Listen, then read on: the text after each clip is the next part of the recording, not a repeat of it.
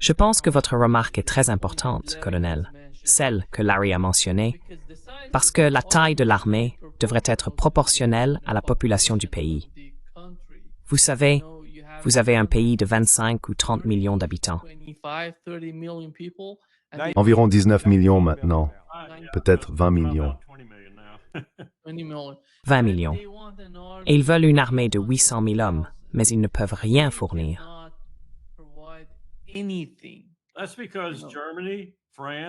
C'est parce que l'Allemagne, la France, n'importe quel pays de l'OTAN, à part peut-être la Turquie, ne pourrait pas mobiliser autant de monde, même s'ils essayaient. Regardez ce qu'ils demandent à l'Ukraine de faire. Ils ne pourraient tout simplement pas rassembler autant de personnes. Si Merkel déclarait la conscription demain matin, la moitié de l'Allemagne partirait. Ils ne pourraient pas former cette armée eux-mêmes. Alors que cherchent-ils à faire? La même chose qu'ils essayent de faire avec l'Ukraine depuis le début. En faire le principal rempart contre ce qu'ils considèrent comme la plus grande menace pour leur avenir, la Russie. Ce qui est absurde, s'ils prenaient simplement le temps d'écouter. Je viens d'écouter l'interview que Tucker Carlson a faite avec Sergei Lavrov. Lavrov doit être vraiment fatigué de répéter ses commentaires. Ce sont toujours les mêmes. La Russie n'a pratiquement pas changé de position. Et vous savez, je ne m'attends pas à ce qu'elle le fasse.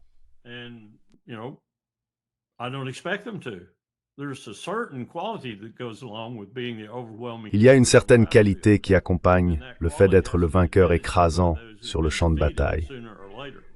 Et cette qualité doit être reconnue par ceux qui ont été vaincus, tôt ou tard. Et tôt ou tard, ils l'admettront.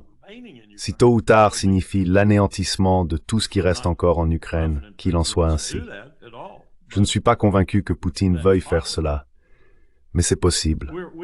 Nous pourrions éventuellement, et John n'en a jamais parlé dans sa grande vision du séminaire, du genre « Voilà ce que la réalité te dit qu'il se passe en ce moment ». Et c'est plutôt sombre, même dans la salle de séminaire de John. La seule chose à laquelle on ne pense pas dans ce genre de concept, quand on pontifie dans une salle de séminaire, c'est ce que j'appelle l'humanité. La manière dont les êtres humains réagissent à certaines choses. Nous assistons peut-être très clairement à la désunion complète de l'Europe. Qu'est-ce que ça signifie pour l'avenir?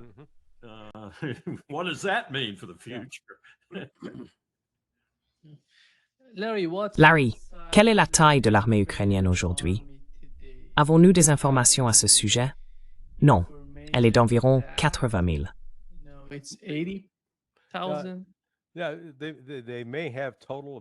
Oui, ils ont peut-être un total d'environ 300 000, mais ils saignent.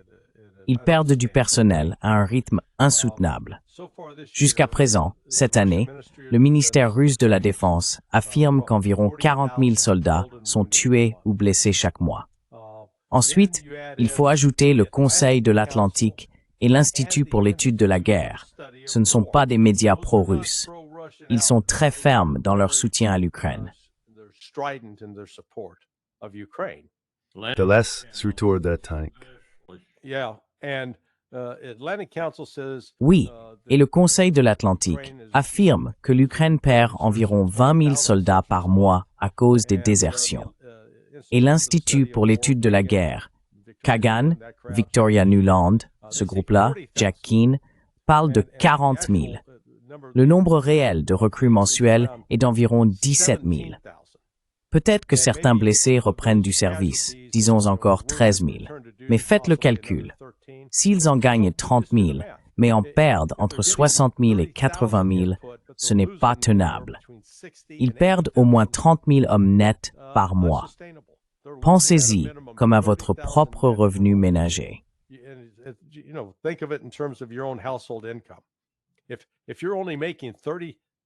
Si vous ne gagnez que 30 000 $ par mois, ce qui, soyons honnêtes, serait déjà un très bon revenu, mais que vos dépenses s'élèvent à 60 000 $ par mois, vous allez faire faillite.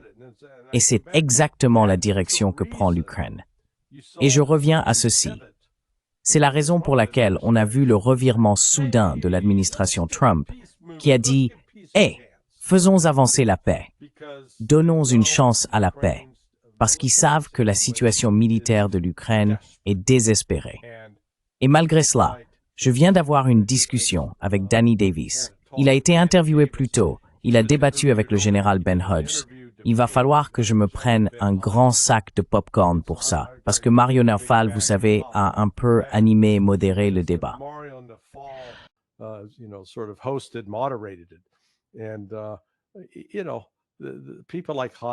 Et vous savez, des gens comme Hodges, Michael McFaul, Jack Keane, David Petraeus, l'amiral Stavridis et Mark Emmett.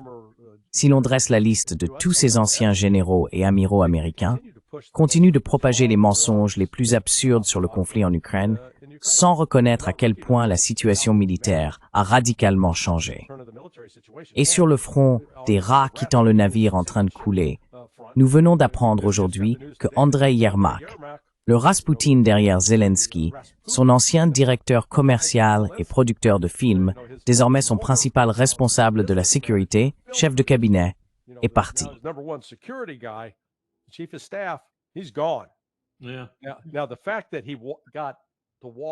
Le fait qu'il ait pu sortir debout et non les pieds devant me dit qu'il va commencer à parler. Parce que je parie qu'il a des preuves concernant des politiciens occidentaux, peut-être Boris Johnson par exemple, Kaja Kallas par exemple, Mark Rutte, qui ont touché de l'argent, qui ont tiré un avantage financier en soutenant cette guerre en Ukraine. Il ne part pas seul, il ne va pas être le bouc émissaire, je vous le garantis. Et la seule façon d'éviter qu'il le devienne, c'est de le tuer. Nous verrons donc s'il survit cette semaine, s'il est encore en vie la semaine prochaine. Alors je pense qu'on pourra reconnaître que le temps de Zelensky est compté lui aussi.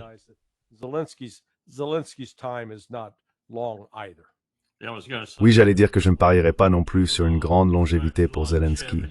Oui, oui. Zelensky a déclaré que Yermak n'était pas stratégiquement important.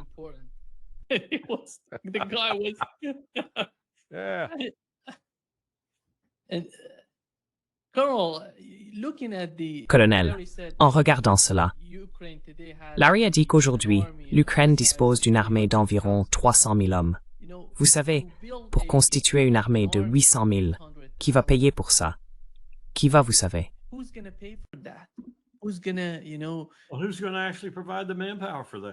Eh bien, qui va réellement fournir la main-d'œuvre pour cela? Je ne vois pas l'Ukraine le faire.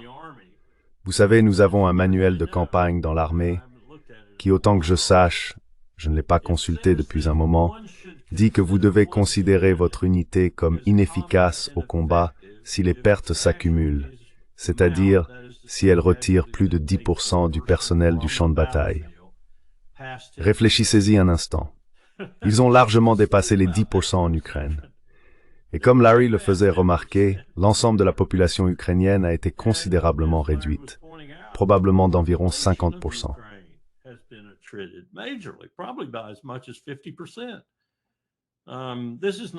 Ce n'est pas un pays qui fait autre chose que de sombrer, et de sombrer de plus en plus vite à chaque heure qui passe. Même si Poutine restait simplement immobile, le pays continuerait à se désintégrer. Je ne vois pas comment on peut sauver cela. Certainement pas de la manière dont ces gens essayent de le faire. Et ils essaient, comme Larry le disait, parce que certains d'entre eux sont payés. Je pense que c'est aussi vrai pour ces officiers généraux. J'ai vu ça pendant la guerre en Irak. Beaucoup de ces types gagnaient de l'argent en disant ces absurdités. Ils en tirent profit. Vous voyez...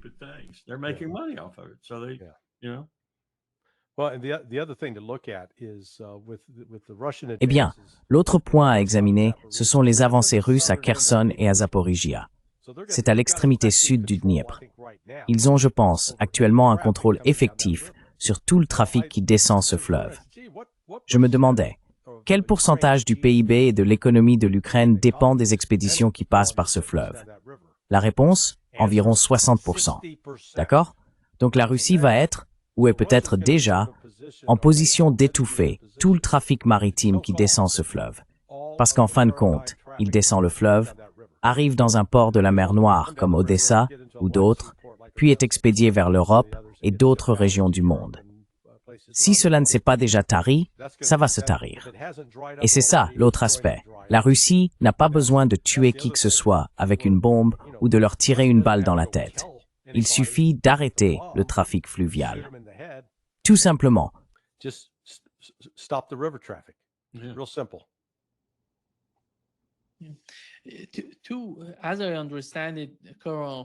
Si je comprends bien, colonel, que pense la Russie de l'Ukraine après un éventuel règlement?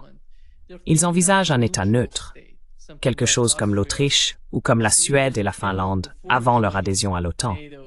Regardez la taille des armées dans ces pays. Ils ne veulent combattre personne. Ils assurent simplement leur sécurité et maintiennent la cohésion nationale. Qu'en pensez-vous? Est-ce trop difficile à comprendre pour les Européens que l'Ukraine devrait aller dans cette direction?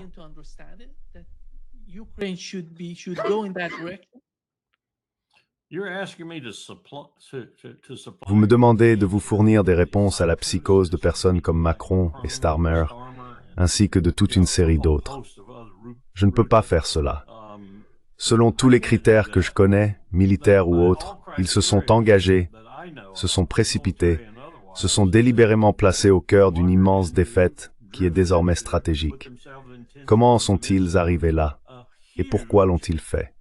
Et dans quel but persistent-ils dans cette voie au lieu de s'en détourner? Tout ce que je peux vous dire, c'est ceci. L'une des plus grandes tendances des commandants militaires en particulier, mais aussi des civils qui les soutiennent à travers l'histoire, est de renforcer un échec stratégique plutôt que de s'en éloigner et d'essayer autre chose. Et c'est exactement ce qu'ils font, collectivement. Ils ne savent tout simplement pas comment s'arrêter.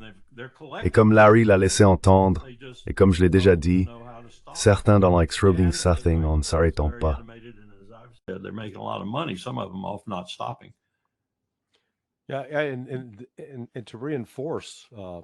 Et pour renforcer le propos du colonel Wilkerson, revenons sur les décisions de Napoléon avant l'invasion de la Russie en 1812. Il avait commencé avec une armée d'environ 650 000 hommes. Il avait beaucoup planifié la logistique, stocké de la nourriture et des provisions, tout ce qu'il pensait nécessaire. Mais une fois entrés en Russie ou en Biélorussie et dans certaines régions d'Ukraine, ils ont commencé à subir des pertes. En 2 ou 3 semaines, ils avaient perdu environ 150 000 soldats, à cause des maladies, de la faim, du manque de ravitaillement, des désertions, et ainsi de suite. Certains généraux autour de lui disaient « Peut-être devrions-nous reconsidérer cela ». Mais Napoléon a répondu « Non, nous allons continuer, nous allons gagner ».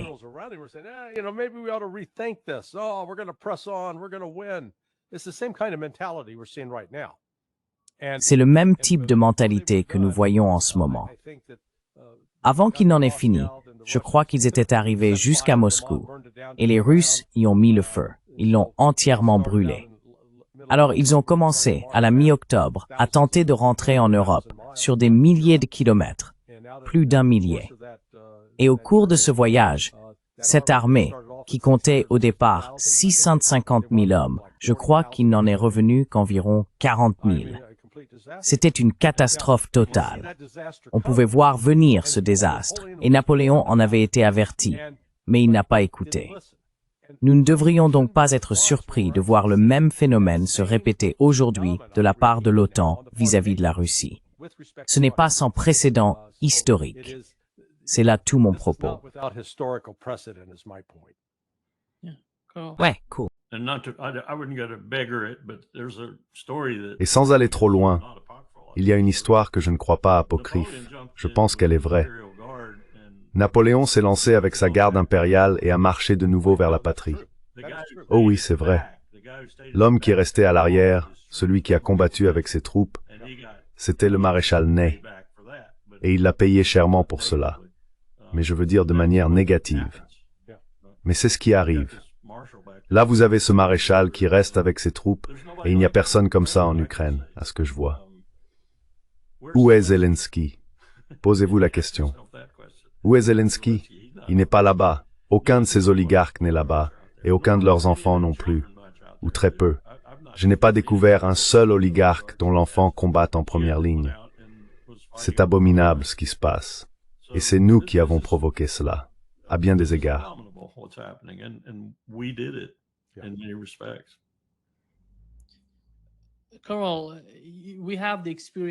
Colonel, nous avons l'expérience de l'Irak et de l'Afghanistan.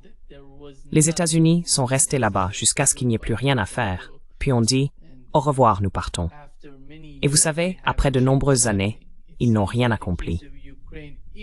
Il semble que dans le cas de l'Ukraine, si les Européens parviennent à maintenir le conflit, ce serait la même situation.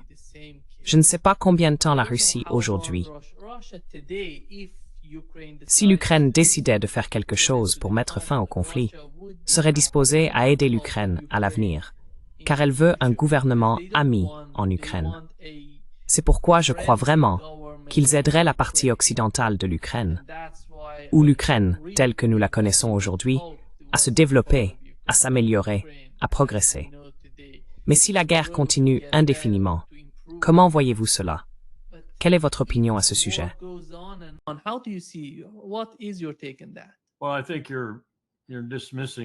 Eh bien, je pense que vous négligez certains des aspects les plus terribles d'une guerre comme celle-ci. Les haines et les passions qui persistent ensuite, surtout du côté ukrainien. Et je ne parle pas nécessairement des gens qui ne se battent pas, des oligarques et des autres qui se sont simplement enrichis. Je parle des soldats de base et des personnes encore en vie qui étaient des soldats de base ou l'équivalent. Les passions y restent très fortes, et la haine y reste très forte, probablement aussi du côté russe, dans une certaine mesure. Mais il est vraiment difficile de gérer quelque chose d'aussi sanglant et au final d'aussi déséquilibré.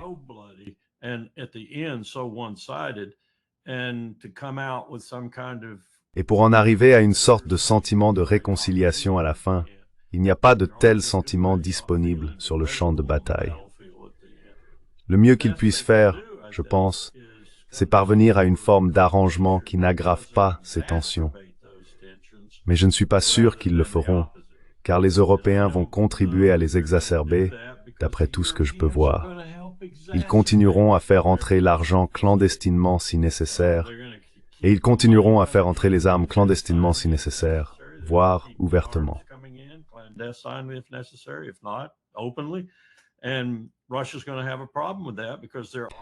Et la Russie va avoir un problème avec ça, parce qu'il y aura des gens en Ukraine qui l'accepteront et l'utiliseront comme ils le pourront pour maintenir le désordre.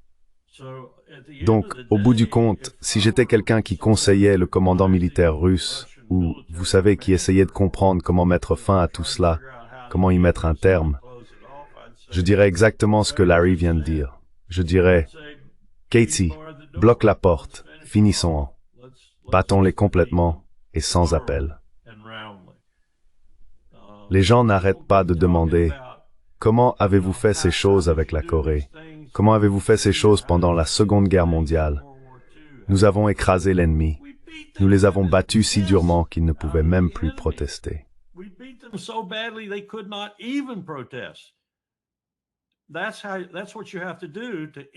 C'est ce qu'il faut faire pour mettre fin à une guerre si l'on essaye d'orchestrer la paix. Sinon, la paix sera combattue par chaque personne qui aura encore les moyens de le faire par la suite. Et vous pensez que vous allez instaurer une sorte de relation, disons, convenable d'ici une dizaine d'années, peut-être après une dizaine d'années, mais ce sera très difficile, très difficile. La soif de sang est là, et elle va y rester un moment. Et avec ces nazis en Ukraine, je pense qu'elle va y rester pour une période interminable, à moins qu'il n'y ait un moyen d'intervenir et de les éliminer autant que possible.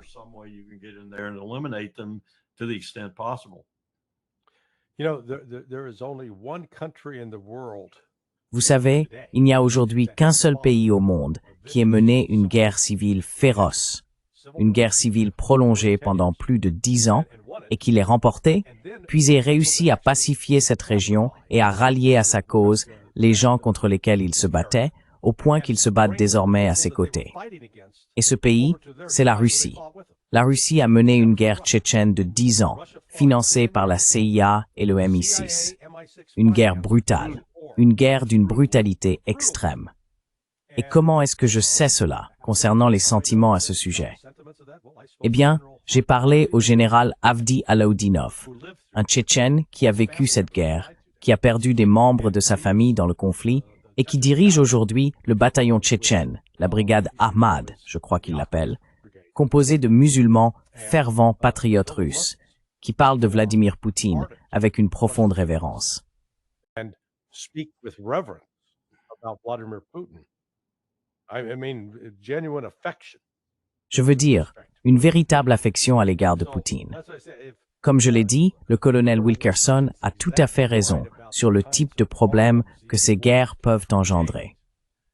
Mais la Russie est à ma connaissance le seul pays qui ait réellement trouvé un moyen de résoudre cela, et qui puisse au moins dire « nous y sommes allés, nous l'avons fait, nous avons eu le t-shirt, et nous avons réussi à régler le problème. » Et l'une des manières dont ils s'y sont pris a été de verser immédiatement des ressources, en prenant en fait des ressources d'autres régions de Russie et de les consacrer à la reconstruction de la Tchétchénie. Et aujourd'hui, par exemple, les Tchétchènes possèdent l'une des plus grandes mosquées du monde.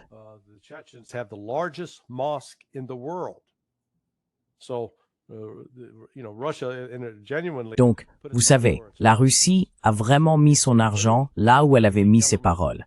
Si un pays, un gouvernement, a l'histoire et le potentiel pour réellement pacifier l'Ukraine, je pense que la Russie en est capable. Et avec cela, cela pourrait-il potentiellement impliquer plusieurs années d'insurrection horrifique? Oui, c'est possible. La Russie l'a déjà fait. Je veux dire, ils ont l'expérience, mais ils savent aussi quoi faire ensuite. Et je ne sous-estimerai pas la capacité des Russes à endurer une certaine souffrance afin d'atteindre finalement leur objectif.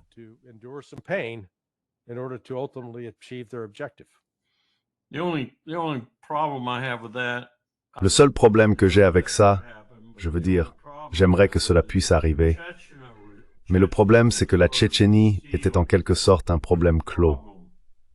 L'Ukraine, elle, aura toutes sortes de facteurs autour d'elle, susceptibles d'alimenter les troubles, sans parler de nous à long terme.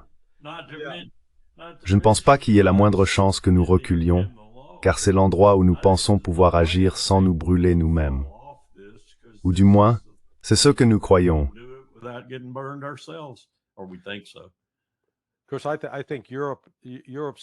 Bien sûr, je pense que l'Europe va avoir suffisamment de problèmes après avoir mis le feu à sa propre maison.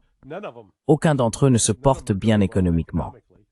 Je veux dire, je ne sais pas si tu as vu la réponse de Poutine à la conférence de presse de Bishkek, où un journaliste lui a dit « Hey, qu'en est-il de cette offre qui vous permettrait de rejoindre le G8 ?» Et en gros, il a répondu l'équivalent de « Vous plaisantez, j'espère. Pourquoi voudrions-nous les rejoindre? Ce sont une bande de perdants. » Il a ri et a dit « C'est ridicule. Ils nous offrent une place dans un avion qui va s'écraser. Non merci, pas intéressé. » Je veux dire, il a patiné dans sa réponse à cela. En gros, oui, on ne veut pas. Il n'y a rien là-bas. On préfère rester à l'écart de tout ça.